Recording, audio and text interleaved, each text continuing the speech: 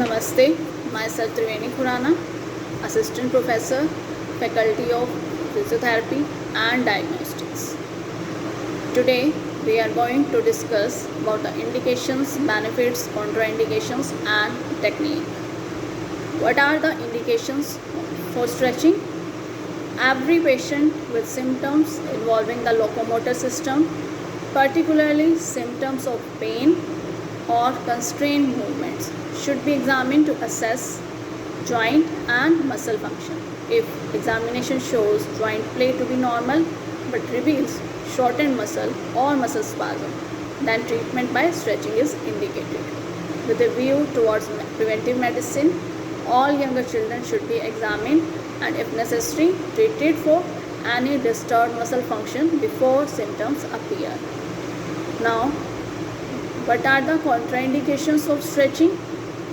Contraindications to joint stretchings are hypermobility, joint ankylosis, nerve compression, angiopathy, osteoporosis, acute trauma, joint inflammation, recent surgery, and intense pain in stiff joints.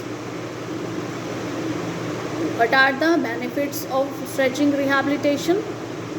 These are increased range of movement, decreases muscle tone or tension, increases proprioception, awareness of body position, improves neuromuscular coordination, reduces the risk of muscular and soft tissue injury, improves sweep of synovial fluid around joint capsule, supplying nutrients.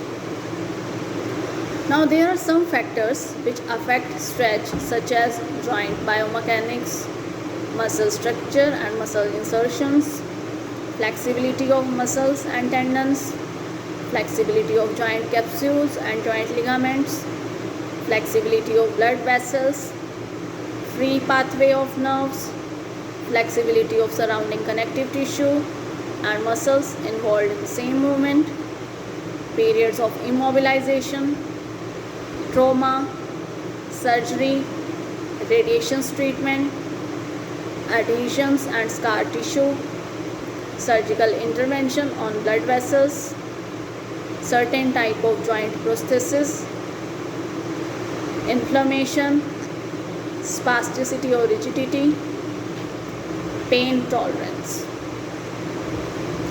Now before going to techniques, we should have to discuss the rules about stretching. That these are no bouncing. But in this, hold a static stretch to build up soft tissue tension. So change occurs in tissue length. Bouncing can tear tissue to cause injury in other affected areas. No pain.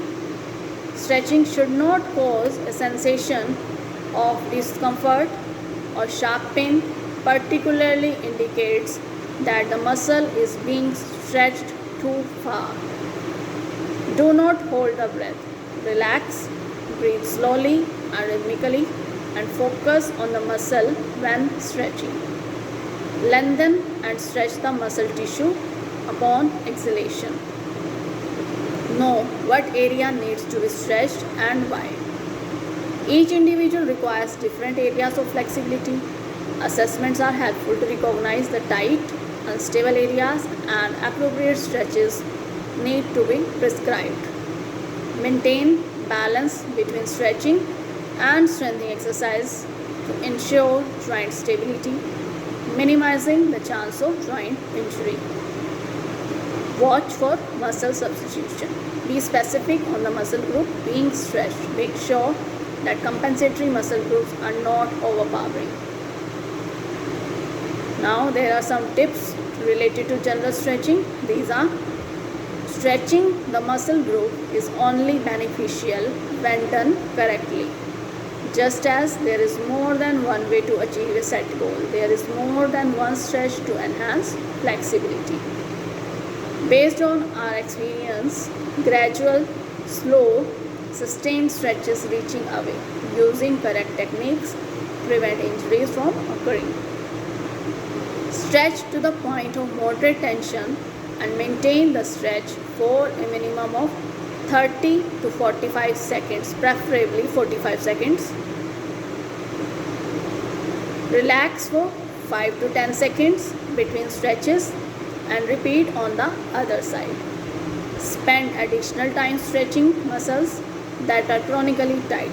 Perform 2 to 3 sets per stretch. Time permitting, repeating the stretch on the same muscle group.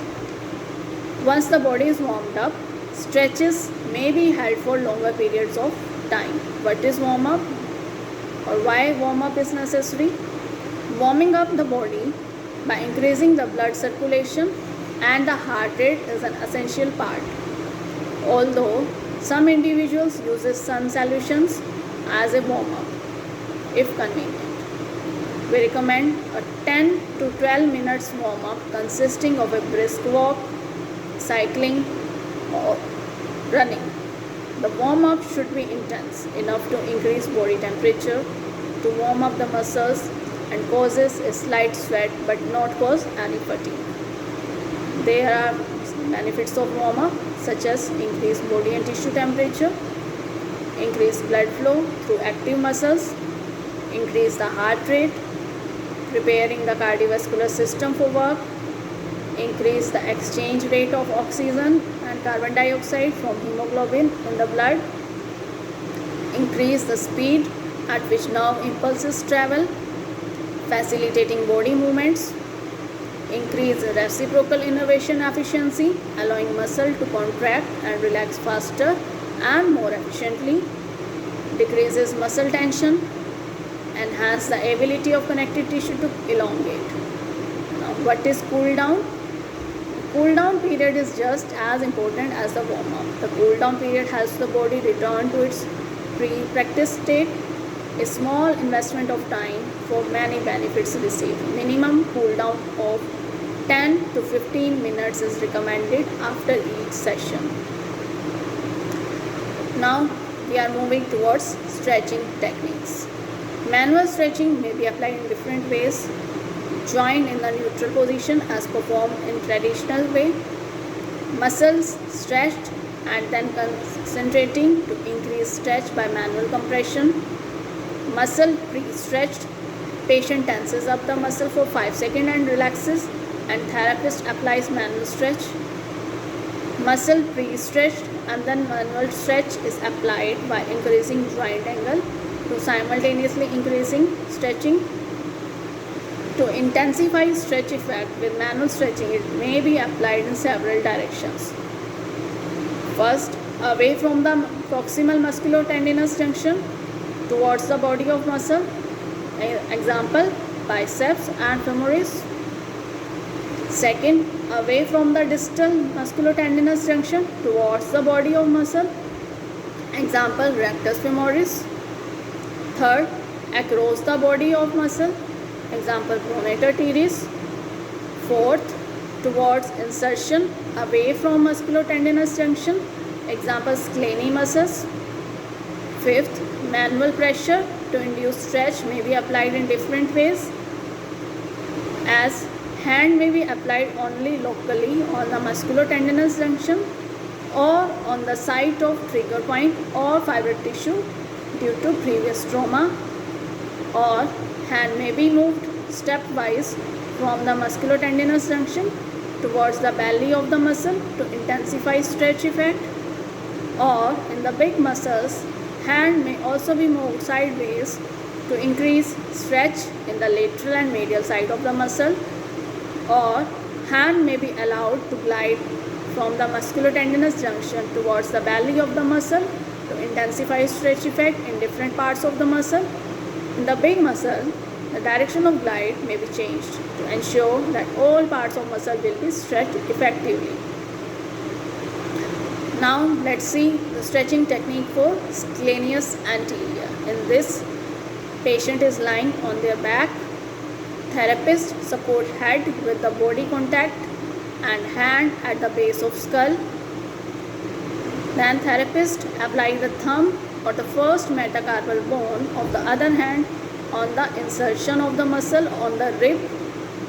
Then therapist lifts head and cervical spine forward, rotate and bend away from the muscle. The angle of stretch and level of contact in the neck will vary slightly depending on while section is to be stretched. In changing position of the cervical spine is allowed to partially straighten before the next stretch is performed. Positioning of the cervical spine for stretching will be affected by mobility and individual posture. The optimal position must be adjusted to suit each individual. Next technique is patient attempts to bend head towards or the side of muscle for 5 seconds while therapist resists movement. Patient takes a deep breath in and then relaxes gradually while therapist performs stretch. Thank you.